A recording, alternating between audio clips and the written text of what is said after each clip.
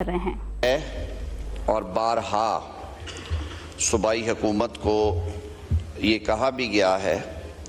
کہ آپ کو اس معاملے کے لیے وفاقی حکومت کی جہاں پہ ضرورت پیش آئے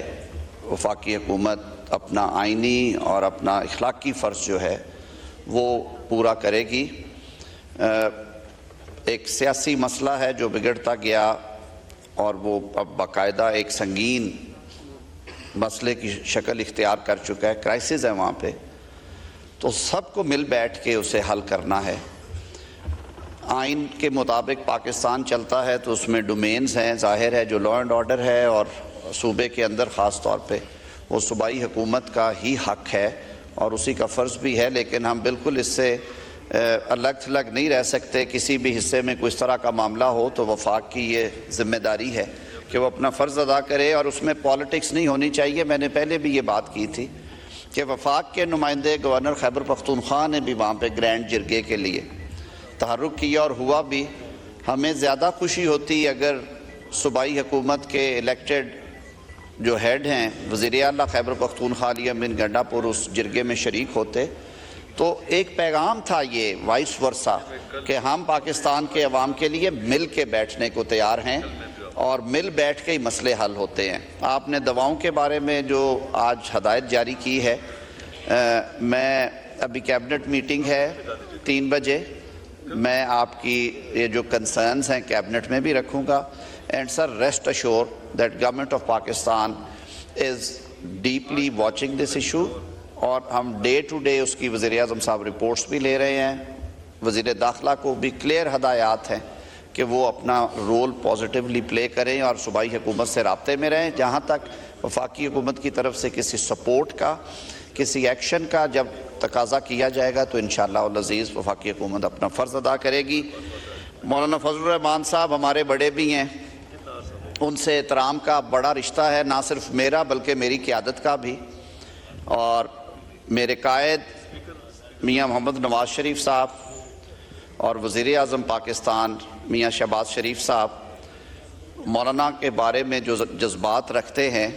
وہ مجھے یہاں بیان کرنے کی ضرورت نہیں، اس رشتے کا انہیں خود بھی معلوم ہے، میں بھی گواہ ہوں بہت ساری باتوں کا۔ رانا ثناء اللہ صاحب تشریف رکھتے ہیں، ہمارا ایک پرانا تعلق ہے دونوں جماعتوں کا بھی اور پرسن ٹو پرسن بھی، تو اس لیے آپ نے مولانا جو باتیں کی سر تسلیم خام، آپ بڑی خوبصورت گفتگو کرتے ہیں خوبصورت الفاظ میں۔ میں اپنی علمی کم مائگی کا ادراک بھی رکھتا ہوں، اور جو آپ نے پارلیمانی علوم یا رموز کے بارے میں میری کم علمی پہ بات کی اس پہ بھی میں کوئی بات نہیں کروں گا، لیکن آپ کی طرح آئین کے ایک طالب علم ہونے کی حیثیت سے تھوڑی سی کلیئرٹی کے لیے ایک تجویز آپ کے سامنے رکھوں گا، ہاؤس کے سامنے۔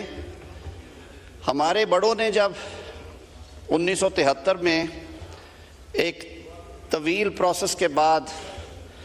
یہ کانسٹیٹیوشن فائنلائز کیا، اس کا ڈرافٹ، اور پھر اسے اڈاپٹ کیا گیا کنسنسس کے ساتھ، اکثریتی ووٹ سے نہیں کنسنسس سے ہوا، تو سارا نظام چلانے کے لیے ملکی اور پارلیمانی ہم اس آئین کی طرف دیکھتے ہیں۔ آپ نے اس آئین میں جو میکنزم ہے اس میکنزم کے مطابق ہی چیزیں ہونی چاہیے۔ پہلے بل کی طرف آتے ہیں، بالکل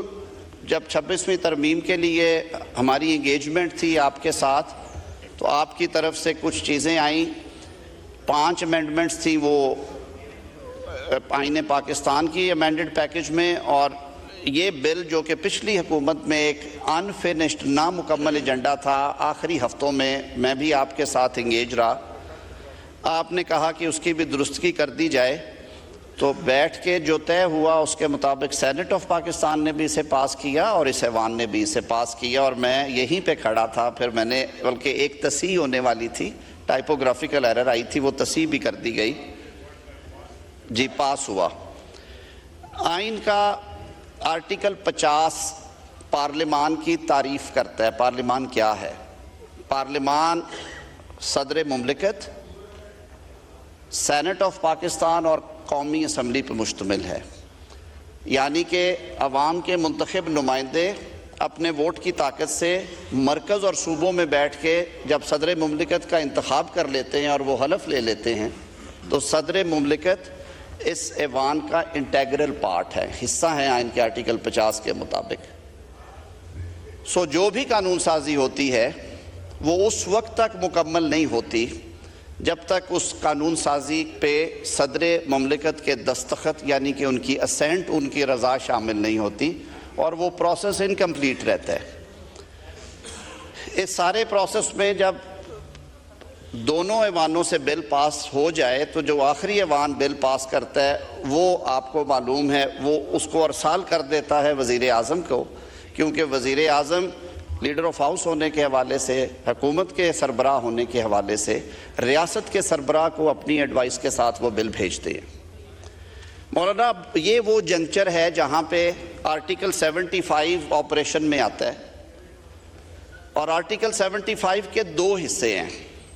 آرٹیکل 75 کہتا ہے کہ جہاں پہ کوئی بل پریزنٹ کیا جائے صدر مملکت کو ان کی رضا کے لیے، اسینٹ کے لیے، وہ 10 روز کے اندر اندر اس بل پہ اپنی رضا اسینٹ دے دیں گے، یا پارٹ بی اس کا کہتا ہے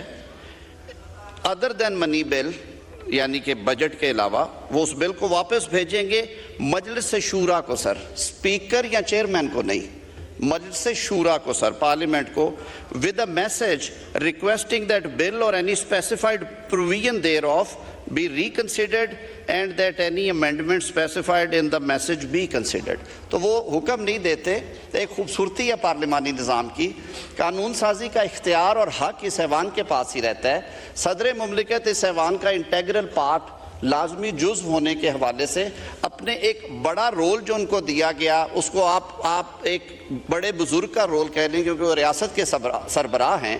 تو وہ اپنا پیرنٹل رول استعمال کرتے ہوئے میسج کے ذریعے ہمیں بھجواتے ہیں کہ آپ ان چیزوں کو دیکھ لیں، اور یہ پریکٹس ہم ساروں کے سامنے بڑے عرصے سے ہے، اور کئی بل ایسے آئے جس پہ دیکھا۔ جو ایک پرابلم یا کنفیوژن آئی وہ یہ کہ جب 28 اکتوبر کا ان کا میسج تھا صدر مملکت کا، اسپیکر آفس کو یا سیکریٹریٹ کو موصول ہوا، تو وہ سٹیج تھی جب کہ وہ معاملہ پارلیمان کے یعنی کہ جوائنٹ سٹنگ میں آ جانا چاہیے تھا، چاہے وہ چھوٹا تھا یا بڑا تھا۔ آئین کا آرٹیکل 75 کا پارٹ 2 یہ کہتا ہے کہ جب صدر صاحب بل ریٹرن کر دیں گے مجلس شورا کو تو پھر it shall be reconsidered by مجلس شورا parliament in a joint sitting. Sir وہ اسپیکر چیمبر میں، یہ میری ذاتی رائے نہیں ہے، یہ آئین میں لکھا ہوا ہے، تو وہ اس کو جوائنٹ سٹنگ میں رکھ دیں گے، اور جوائنٹ سٹنگ موقع پہ موجود جو میجورٹی ہے اس کے مطابق اس بل کو پاس کر دے گی۔ جب مشترکہ اجلاس اس بل کو پاس کر دے امینڈمنٹس کے ساتھ یا وداؤٹ امینڈمنٹس، تو پھر وہ واپس ارسال ہو جاتا ہے صدر مملکت کو۔ یہاں پہ آپ کی بات درست ہے، اس صورت میں صدر مملکت کا دوبارہ اعتراض کا یا نہ کرنے کا اختیار ختم ہو جاتا ہے، اور وہ 10 دن کے اندر اندر اس کو یا اسینٹ کر دیں گے، 11ویں دن وہ بل جو ہے وہ قانون کی شکل اختیار کر لے گا اس ڈیمنگ کلوز کی وجہ سے، جس پہ ہم کہتے ہیں the law has been deemed to be been passed۔ تو یہ وہ پوری سکیم ہے۔ اس میں جو مسنگ لنک ہے وہ ہے کہ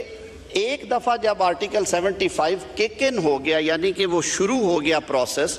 تو اس پروسیس کو کمپلیٹ کرنے کا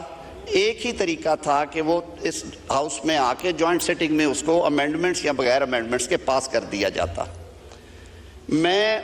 اس کے میرٹس پہ نہیں جاؤں گا۔ صدر مملکت نے اپنی دانست میں جو وہ 6 یا 7 نکات ڈالے کہ اس میں کیا کیا، ایک انہوں نے کہا کہ یہ بل جو کہ ہم سب کو معلوم ہے، آپ اس پہ بہت کلیئر تھے کہ بنیادی طور پہ یہ ڈیوالٹ سبجیکٹ ہے، جو سوسائٹیز رجسٹریشن ایکٹ ہے، یہ ڈیوالٹ سبجیکٹ ہے، اس لسٹ میں آتا ہے۔ تو یہ آج کا نہیں ہے، یہ شروع سے ہی صوبے کی رہی ہے، لیکن کیونکہ اسلام آباد کیپٹل ٹیریٹری میں بھی ایک نظام چلتا ہے تو یہ پرائمریلی مولانا اسلام آباد کیپٹل ٹیریٹری کے لیے آیا۔ یہ ضرور ہے کہ اس سے گائیڈ لائنز لیتے ہوئے کل کو صوبے اپنے قوانین میں کسی قسم کی ترمیم کرنا چاہے وہ کر سکتے ہیں۔ 2-3 چیزوں کے بارے میں انہوں نے اور توجہ مبذول کروائی، ان کا ذکر آپ نے فرما دیا۔ میری آج بھی یہ رائے ہوگی، پہلے میں وزیر اعظم پاکستان کی طرف سے جو ان کی رائے ہے ہی از ویری کلیئر، بالکل انہیں کسی قسم کا کوئی ابہام نہیں. انہوں نے گزشتہ ہفتے آپ سے کوئی وقت بھی طے کیا تھا عشائیے پہ ملاقات کا، آپ کی مصروفیات کی وجہ سے آپ نے پھر انہیں پیغام دیا کہ ابھی آپ شہر میں نہیں ہیں تو اگلے ہفتے دیکھ لیں گے. اور کل انہوں نے ایک میٹنگ لی جس میں انہوں نے بتایا کہ پرسوں آپ کا ان سے ٹیلی فونک کانٹیکٹ بھی ہوا اور آپ نے انہیں کچھ چیزیں بتائیں. انہوں نے بھی ایکسپلین کیا کہ یہ ایک کانسٹیٹیوشنل اور لیگل ایشو ہے. ہمیں بڑی خوشی ہوتی ہے کہ آپ کی رہنمائی میں اور آپ کے تجربے کی روشنی میں ہم بھی آپ سے سیکھتے ہیں کہ چیزوں کو آگے کیسے لے کے چلنا ہے. اور میں نے جو 3 سالوں میں باتیں آپ سے سمجھی اور سیکھی ہیں وہ انگیجمنٹ اور ڈائیلاگ ہے کہ آپ بیٹھ کے بات کرتے ہیں، دلیل کے ساتھ ہم ایک دوسرے کو اپنے موقف کے اوپر قائل کرتے ہیں یا دوسرے کا موقف مان لیتے ہیں. میری یہ گزارش ہوگی کہ یہ ایک جینون کمپلیکسٹی ہے، ایک قانونی موشگافی جو اس میں پیدا ہو چکی ہے، کیونکہ 28 اکتوبر کا جو میسج ہے وہ جوائنٹ سٹنگ میں نہیں آ سکا. تو اس کے لیے وزیر اعظم صاحب کی خواہش یہ ہے، مجھے خصوصی ہدایت ہے کہ ہمارے پارٹی کے جو سینئر رہنما ہیں ڈیپٹی وزیر اعظم اسحاق ڈار صاحب، رانا ثناء اللہ صاحب اور میں، ہم آپ کے ساتھ بیٹھ کے پاکستان پیپلز پارٹی کے جو ہمارے ساتھی ہیں سید نوید قمر صاحب ہیں، چیئرمین بلاول صاحب نے انہیں جو لیجسلیٹو میٹرز ہیں ان کے لیے کیا ہے، اور جو دوسرے اور کچھ ساتھی آنا چاہے، اور ایون کوئی بھی ہماری حلیف جماعتوں میں سے کوئی مشورہ، چوہدری سالک صاحب نے انٹروین کیا ایک سٹیج پہ، انہوں نے اس پہ کافی محنت کی. تو وزیر اعظم صاحب کی آج بھی وہی پوزیشن ہے. وہ کہتے ہیں کہ ہم نے یہ طے کیا تھا کہ یہ بل پاس ہوگا، یہ بل پاس کیا سینٹ نے بھی، قومی اسمبلی نے بھی کیا، وزیر اعظم صاحب نے اپنی ایڈوائس کے ساتھ وہ روانہ بھی کیا. صدر مملکت